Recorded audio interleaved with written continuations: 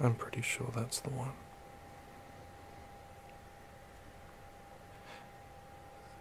And immediately when I saw it, I went, oh my god.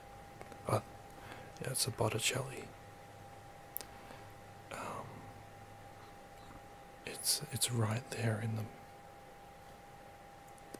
the middle of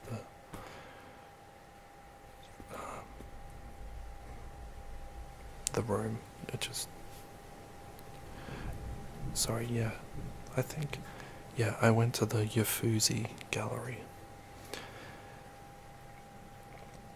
It is adjacent to the Piazza della Signoria.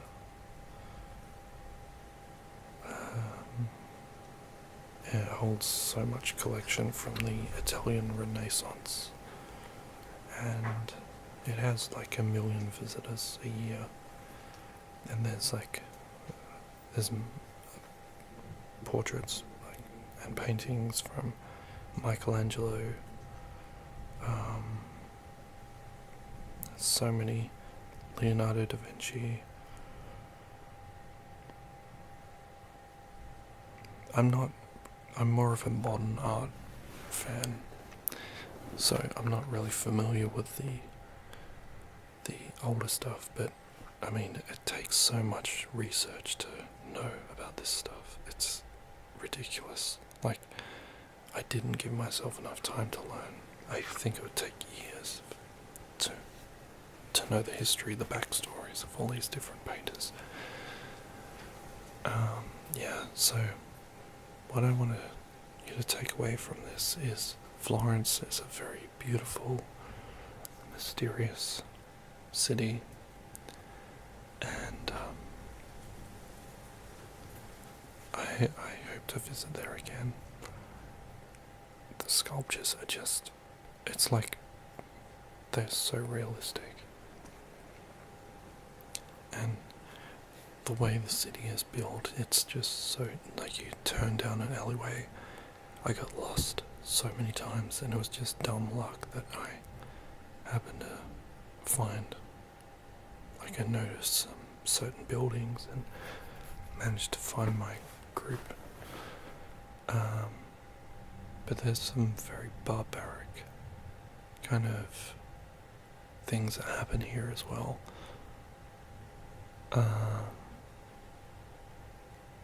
It's a crazy city, but the food, beautiful. Italy, in my thoughts, Italy had by far the greatest food in all of Europe, and that's, I just love pizza, I love pasta, I love gelare. Oh my god, I had so much ice cream.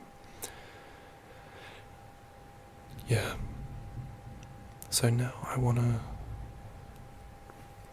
talk about what I learned in therapy. And you can just watch these images, and yeah, hope you enjoy it. So, for a long time, I've been depressed, and people have asked me, why are you depressed? And for much of the time, I just say to them, I don't know.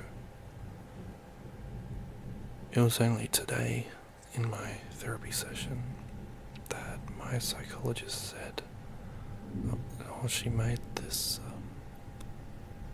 we were just talking, and I was talking about I have so much worry, and I worry all the time about everything, and it takes all my energy away, and I get really irritable and angry and depressed, and I don't know why I get depressed. People say that's a chemical imbalance, or maybe it is, but there's some kind of reasoning behind it, and I think my psychologist hit the nail on the head and said that a lot of your worry is taking up all your energy, and no wonder you're always tired and exhausted because you're using all this.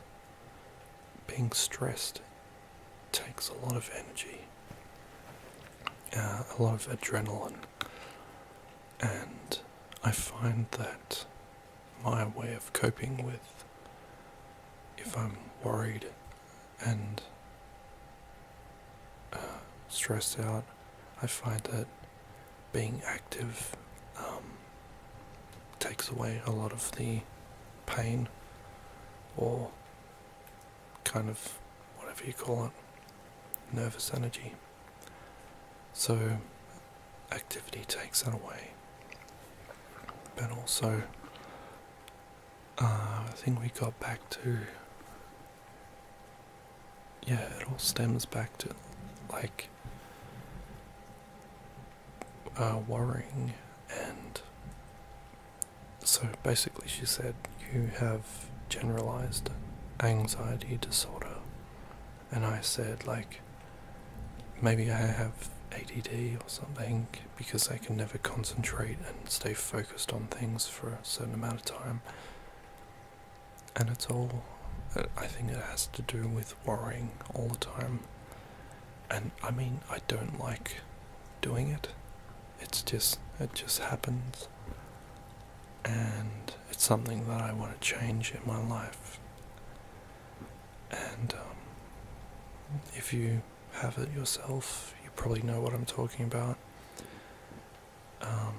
When you don't know why you feel such a way, like things might feel down for no reason whatsoever, or just lethargic. And I'm thinking it stems back to being stressed out, and your mind is so exhausted from overthinking. So what my psychologist pointed out was, instead of thinking about these things, and I came to the revelation before, sometimes I stress about doing certain things, like for instance doing these videos. Sometimes I put them off for so long because I don't think they'll be perfect, or I worry that I might not have anything to say. But actually doing them, like I'm doing right now, it doesn't feel so bad. It feels a lot worse worrying about it and not doing anything at all. So that's the kind of revelation that I had today, and I want to try and continue this theme and talking about it, and maybe you might have some answers for me. That'd be really great if you do, or experiences, because it's something that I don't think is spoken about. Like, they have this thing called Lifeline and Beyond Blue, these websites, government funded, and a lot of people just don't have the answers for depression. Like, I said to my psychologist, like, I'm sick of I've been through 3 different medications now, and I still feel the same. And it doesn't matter how many times they up the dosage or whatever. It might feel good for a few moments, a few days, but I revert back to my old self. And I've noticed this a lot with people. So I think with cognitive behavioral therapy, that's probably the best way to go. And just checking, I hope I'm still recording this. Yeah. You know the slogan, just do it. I think I'm going to get that tattooed on my head, because it's pretty much, it says it all, really. If I just did these things that I thought about and ruminated on, if I just did them and didn't think about them so much, I'd be a much happier person, because once you do the activity, you have a sense like a positive energy, and you feel good. But if you don't do them, if you just think about them, like if you spend a whole day thinking about, should I go to the shops? If you just think about that, if you spent the whole day thinking about that, and you didn't go, and you just stayed in your room, you'd probably wonder at the end of the day, oh, what could have been? Something bad could have happened to me, something good could have happened. Is it better or worse than what I did all day by doing nothing and just thinking about it? Whereas if you just went out and did that thing, you would feel like you've accomplished something. And that's why I think that's what I think depression stems from, not being active. And yeah, I think too much. That's my problem. I think too much and I don't act. But to act without thinking, is that any better? And so my psychologist said, you can think about certain things but don't think too much into them. It's like a trap, it's a cycle. You just keep going round and round, and it ends up being your whole life. Like, all you ever do is think, this could go wrong, so many things could go wrong if I do this thing. But usually, if you do it, yes, it may be bad, it might be good, but at least you did it. One of my favorite ever quotes that I've heard is from James Cameron, and I heard it in his TED talk, and when I heard what he said, that one line, it transformed me. Like, in 2011, I was really miserable and hopeless, and I hated life. And then I saw his TED talk, and with a combination of a lot of other things, it fueled me to change.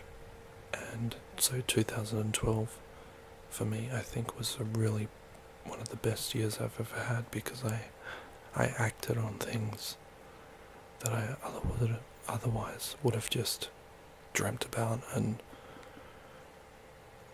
sat on. His quote was, I'm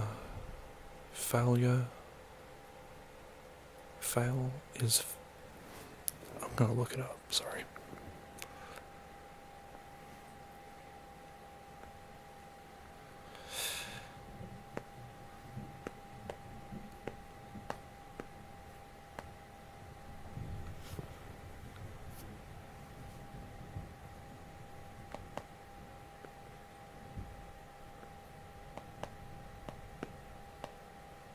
Yeah, brilliant.